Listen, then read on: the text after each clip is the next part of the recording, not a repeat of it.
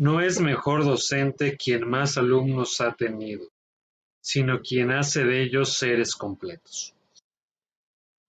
¿Qué tal a todos? Buenos días. Estamos ya en el cierre de nuestro curso de observación y práctica docente número 4. Estamos en los temas de análisis, de reflexión sobre la importancia de la labor docente en nuestro trabajo, en la sociedad y de una u otra forma, si alguien tuvo la oportunidad en estos días de tener algún familiar magisterio o checar algunas actividades, tuvimos un consejo ordinario, que más bien vendría siendo extraordinario para dar finiquitado el curso escolar pasado en educación básica. Básicamente hubo algunos mensajes interesantes y todo va centrado específicamente en qué vamos a hacer o intentar hacer para el siguiente curso. Si bien es cierto que se vienen situaciones muy complicadas, muy complejas como docentes, como directivos en el ámbito educativo, algo que se trató de mencionar o tratar de hacer hincapié una y otra vez fue el mensaje de las autoridades acerca de que pareciera que a raíz de esta situación del COVID-19, la labor del docente se volvió a tomar en consideración por los padres de familia, por la sociedad y demás. Es decir, de acuerdo a las cifras oficiales por parte de las autoridades, que supuestamente hay un éxito con la plataforma de aprendizaje en casa, previsión educativa y demás, se creía que arriba del 80% de la población educativa adquirió esto o se acercó a ello, cosa que es muy complicada de comprobar. Algo que se mencionó una y otra vez fue esto, que la sociedad volvía de una u otra forma a reconsiderar nuestra labor como maestros como importante, como necesaria. Esos comentarios de los padres de familia que de otra forma, según se decía, que no sé cómo le hace usted para hacer que mi hijo trabaje. Yo aquí en casa no puedo hacer que lo haga, ¿no? Y ahora no sé cómo le hace con 20, 30, 40, 50 en el mismo salón.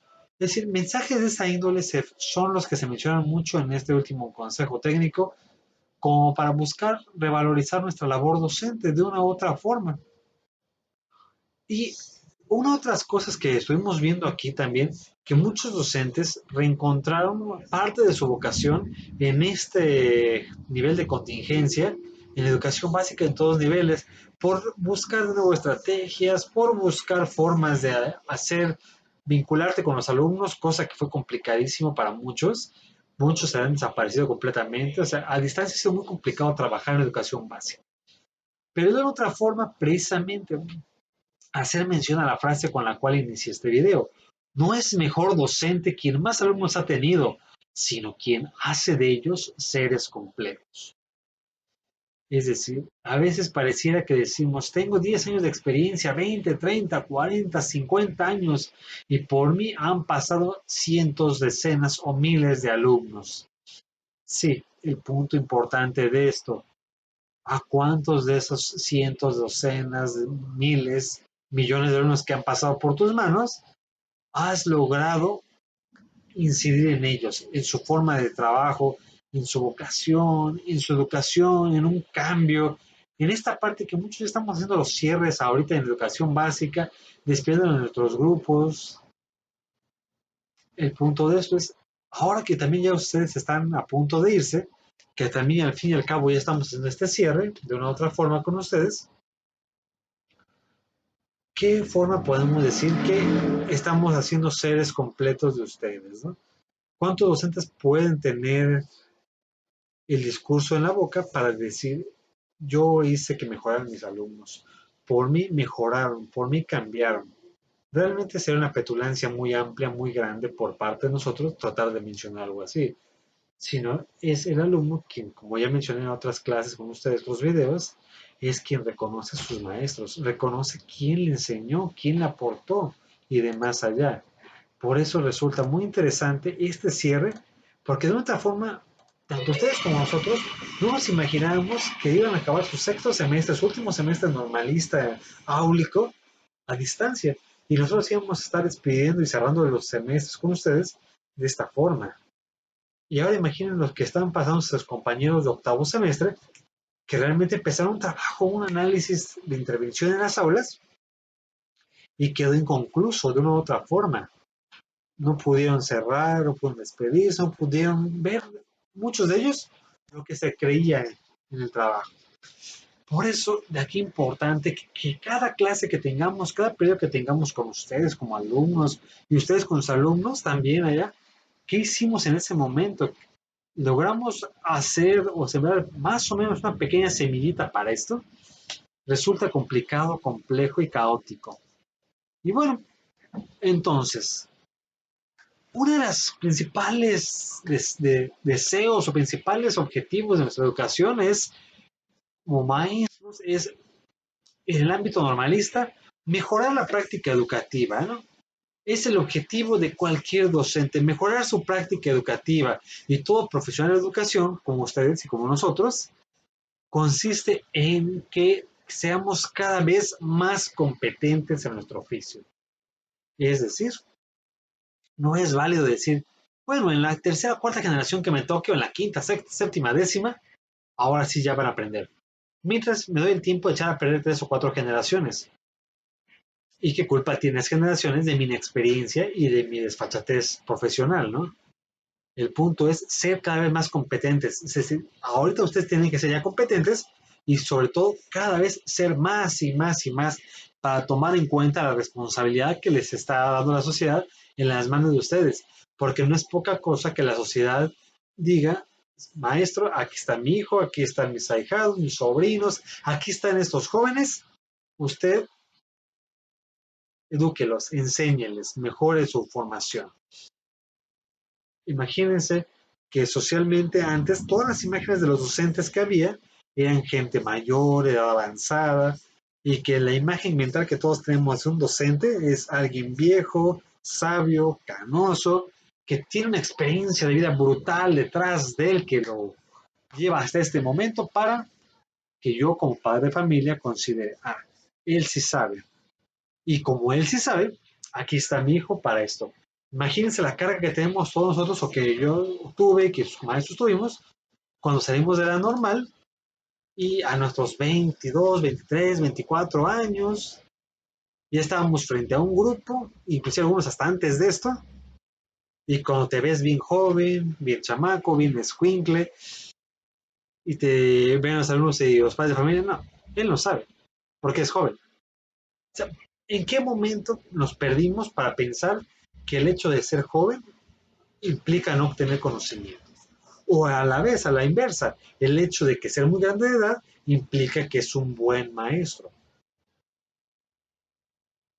A veces con la experiencia ganamos muchas cosas, y sí es cierto, o sea, la experiencia nos va enseñando muchas cosas, los años nos van forjando y formando, pero no por ello quiere decir que ustedes, a la edad que tienen, no deban de tomar la responsabilidad por ser jóvenes y que ustedes manejan un discurso de soy joven y me permito fallar. Ya con los años mejoraré. Sí, con los años mejoras, pero no quiere decir que en este momento tengas el permiso de fallar. Es lo mismo con un doctor. Imagínense un doctor que sale de la escuela, de la carrera de medicina, a los 24, 25 años, y diga, bueno, puedo fallar 5 o 7 años. Ya en los siguientes 20 años de mi carrera, ahora sí mejor. Y así como al doctor se le encomiendan vidas, también nosotros se nos encomiendan vidas, se nos encomiendan conciencias. Imagínense entonces ustedes la responsabilidad que, como les dije en el video pasado, tenemos los maestros de la normal con ustedes. Estamos formando maestros, somos formador de formadores, imagínense, forma a quien forma, complicado entonces, ¿no? Y bueno, esta mejora profesional entonces generalmente se va consiguiendo mediante el conocimiento y la experiencia, eso es indudable. El conocimiento de las variables que vienen en la práctica, es todo lo que va llegando, todo es conocer, todo es conocimiento, conocer y conocer y conocer y saber aplicar. Y sobre todo, ya tengo este conocimiento, como he dicho en clase, ahora sí, entonces la experiencia para poder emplearlos. ¿Qué me está funcionando? ¿Qué no me está funcionando? ¿Qué quisiéramos hacer? ¿Cómo? Y sobre todo, esta capacidad de reinventiva, esta capacidad de mejora constante y continua, de reinventarnos. Porque de otra forma, es claro que muchos que aunque llevamos quizá un poco o un mucho tiempo dando clases en la normal, es relativo a esta parte, pero es innegable que hemos reconvertido nuestras prácticas docentes, nuestro discurso, nuestra presencia, nuestra forma de dirigirnos hacia ustedes y demás. Y ustedes asimismo también es Claro que desde el primer semestre que fue una escuela y contexto, a ver qué había cerca de la comunidad, qué era una escuela, qué era todo esto, desde ese día hasta hoy, y con los videos que me han enviado, y con la forma en cómo se escuchan, y cómo se paran frente al grupo, y cómo se paran frente a mí también, es claro que hay una mejora, hay una potencia, hay una presencia de un docente. Información, eso obviamente todavía está dando información a ustedes. Y como nosotros que ya llevamos años en serio también, seguimos en formación porque seguimos formándonos con cada grupo, seguimos aprendiendo de estos grupos. Y bueno, las experiencias son muchas en general, ¿no? Este conocimiento proviene de que nosotros tengamos la sensibilidad de indagar, de investigar, de escuchar las experiencias de los otros, de otros modelos, de ejemplos, de propuestas, es decir, que no nos cerremos a, no, mi clase es la mejor. Yo soy el mejor dando clase, yo soy el mejor dando inglés, soy el mejor dando biología, soy el mejor dando formación, soy Dios Padre dando historia. O sea, claro es que no es cierto. Siempre hay gente que es mejor que nosotros. Y por eso hay que tener la humildad como docentes y como maestros de acercarnos a estas personas que tienen más conocimiento, más experiencia y decirle, enséñame, apórtame, direccioname. Pero bueno, cuesta mucho porque como maestros tenemos un ego gigantesco, como profesiones de las profesiones con un ego mayor que existen socialmente hablando, y no queremos que otro maestro diga, ay, este no sabe nada y quiere que yo le enseñe, ¿no? Hay que empezar por la humildad. No porque cuando tengan su título de un año les pueda decir a la cara, bienvenido al gremio, colega, en su titulación, quiere decir que ya son producto terminado. Claro que no es cierto. Y este problema principalmente radica en la propia valoración de nosotros, de nuestra práctica, nuestro conocimiento. ¿Sabemos realmente qué es lo que hemos hecho muy bien en nuestra práctica? O sea, tenemos la objetividad, somos objetivos. Claro que el magisterio no es objetivo, somos extremadamente subjetivos y consecuentes y apapachadores a nosotros mismos. Bueno, no importa, hoy fallaste, mañana también vas a fallar y pasado también, pero ni están aprendiendo, ¿qué más da? Así que falla. No, o sea, esta realmente no es válido. Es decir, es claro que también nosotros, aunque hagamos la clase excelente, no un plus ultra modelo de Dios Padre, no todos aprenden. Pero por lo menos no está tratando de quedar mi práctica docente de que yo estoy dejando de hacer algo por lo que me están pagando. No es si me pagan mucho, si me pagan poco, si soy un mercenario de la educación, si soy un sicario de la educación, no. Si realmente tengo la objetividad, la humildad conmigo mismo para saber qué estoy haciendo muy bien, qué estoy haciendo más o menos, dónde puedo mejorar.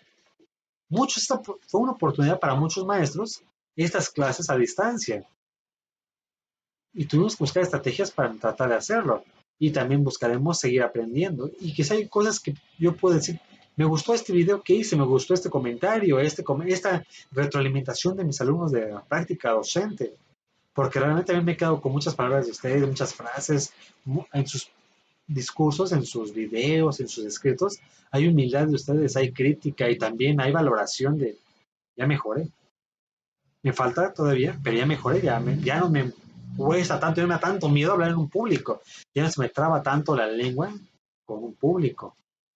Pero bueno, vamos mejorando también, es decir, Roma no se en un día y demás, ¿no? Ahí vamos. Pero de otra forma hay posiciones antagónicas entre esta parte que estamos chocando y demás allá. Pero por sobre todo, es decir, como docente, hay cosas que mejoramos, otras que chocamos, otras que nos reinventamos.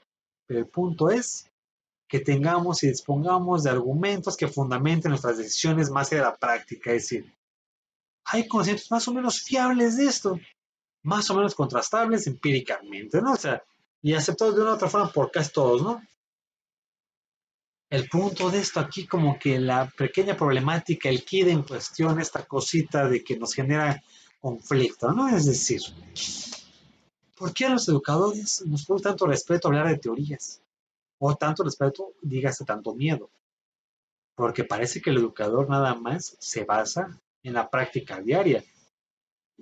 Y si hablara desde una idea platónica, desde Platón, hablo desde la doxa, desde mi práctica, desde la ignorancia misma, desde el valor que me da aventarme en un salón y a ver qué sale. Y hay gente que es muy buena maestra, muy buen maestro, desde la doxa, desde su ignorancia, desde su práctica diaria, pero realmente no tiene ningún sustento teórico. Es decir, se hizo maestro o se hizo merolico directamente por la práctica, pero no tiene ningún sustento, o sea, no sabe ninguna teoría pedagógica, no tiene ningún sustento de autores, de corrientes, de postulados. Desde la parte, si hablara desde mi área histórica, no tiene la más remota escuela de los anales, del empirismo, del positivismo. Igual ustedes, o sea, pueden ser excelentes maestros, pero ¿qué sustento teórico tienen? ¿De quién se basan? ¿De quién se agarran? ¿De la vida misma? ¿Del ahí se va? ¿De lo que Dios diga? ¿Serán buenos maestros? O perdón, serán buenos merolicos de la educación, serán buenos repetidores de discursos, serán buenos entretenedores de los alumnos, pero ¿en qué momento se convirtieron en intelectuales de la educación? ¿En qué momento son indagadores, investigadores y creadores de una educación, de una corriente, de un postulado, de un autor, de hacer esto y hacer algo más todavía de esto? Si jugáramos ajedrez formalmente, están las aperturas, los cierres, y también hay algo que se llaman las variantes. Necesitamos la apertura de un autor y demás, cómo abro mi partida de ajedrez y demás, y ya siempre ha funcionado para esta apertura, la escocesa, la inglesa y demás. Pero yo tengo mi plus que le doy esta variante. Todos los aperturas abren con caballo en tal posición, o con dama, con alfil y con torre y demás. Pero mi variante es que yo apuntale con peón a tal cosa, cosa que nadie lo había hecho. Hago un sacrificio, pero hago esta ganancia. Es decir, también hay garlitos y demás ahí. Es decir, si lo situamos en la educación, entonces, ¿cuál es la variante de la maestra Hernández, la maestra Gutiérrez, la maestra Pérez, el maestro López, el maestro Sánchez? ¿Qué le van a poner de plus a esta parte, no? Pero sobre todo hay que conocer las teorías, los postulados. Es decir, ahorita ustedes ya tienen que manejar varios teóricos de educación, Díaz Barriga como Dios Padre, todos los estadios de Vygotsky, Ausubel, Piaget, Skinner, toda esta parte y de más allá, el pensamiento crítico, el criticismo, el positivismo, el empirismo, y conocer las ideas de Platón, la doxa, el conocimiento de la episteme, es decir, conocer la epistemología de la educación y de su área de expertise. Y bueno, como tal, Eliot, que es un autor importante dentro de la educación, desde el 93, 94, desde los 90 ya empezó un rebú, como les dije en clase, de la parte tecnócrata anteriormente. Es decir, el mundo empezó a cambiar mucho radicalmente desde los 90 y 80, ¿no? O sea, y bueno, en la práctica docente también empezaron a haber estudiosos que ya no era viable que yo nada más llegara y hablara y vaciara el conocimiento, es decir, literalmente, y se lo memorizan completamente, porque yo soy sabiduría absoluta y ustedes lo memorizan completamente y nadie me cuestiona. Cuando no es cierto, hay que cuestionar y cuestionar y cuestionar al alumno en la práctica docente de todos los días, completamente, ¿no? Por eso, creo que si recordamos un poco las clases, tiendo a cuestionarlos y a molerlos todo el tiempo. Aun cuando estábamos en clases, hasta parece que voy a preguntarle y se forman derechitos uno atrás de otro para que no me pregunte a mí, no me pregunte a mí, y ese es el que le preguntamos, ¿no? Pero es decir, hay que cuestionar, ocupar a Sócrates, a Platón, a Aristóteles, a los grandes genios de la antigüedad, y los recientes, un Santo Tomás de la Edad Media, San Agustín, un Kant, es decir, saber de dónde viene la educación, ¿no? Es decir, Amos Comenio, la didáctica magna, se tiene que conocer a Juan Amos Comenio como su palma, eso es sus próceres de la educación básicos, hay que conocer a este personaje. Y bueno, Eliot entonces nos mencionaba algunas ideas importantes, ¿no? O sea, Eliot considera que el profesor que emprende una investigación sobre un problema práctico, cambiando sobre esta base algún aspecto de su práctica docente, en este caso desarrollamos la comprensión, y esta comprensión precede a la decisión de cambiar estrategias docentes. Es decir, que hay que indagar, hay que preguntar, hay que cada clase generar como una pequeña microinvestigación sobre un problema práctico. Es decir, todo lo que hagamos hay que vincularlo con nuestra realidad contextual. Porque ya basta de que en el ejemplo de matemáticas empezamos con el teorema de Pitágoras, las sumas, los catetos cuadrados igual al cuadrado de la hipotenusa, ¿no? Y ponemos el ejemplo clásico del triángulo rectángulo y ponemos cateto, hipotenusa. Ok, ¿y esto para qué rayos me sirve, no? O explicamos la caída libre, la aceleración, la fricción, los vectores en física y demás. ¿Y para qué me sirve esto? Explicamos fracciones de 4/3 y de más allá, fracciones mixtas. ¿Y para qué me sirve? Es decir, dejemos de poner el clásico ejemplo libre de texto. Si vivimos en Acapulco y una bola de nieve viene en pendiente, o sea, cuando en Acapulco un alumno en primaria va a imaginarse una bola de nieve, ¿no? En sus sueños más bizarros quizás sí.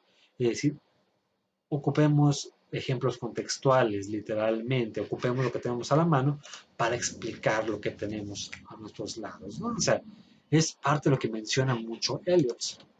Otra parte, bueno, el profesor también que modifica algún aspecto de su práctica docente como respuesta a un problema práctico, obviamente después de comprobar su eficacia y eficiencia para resolverlo.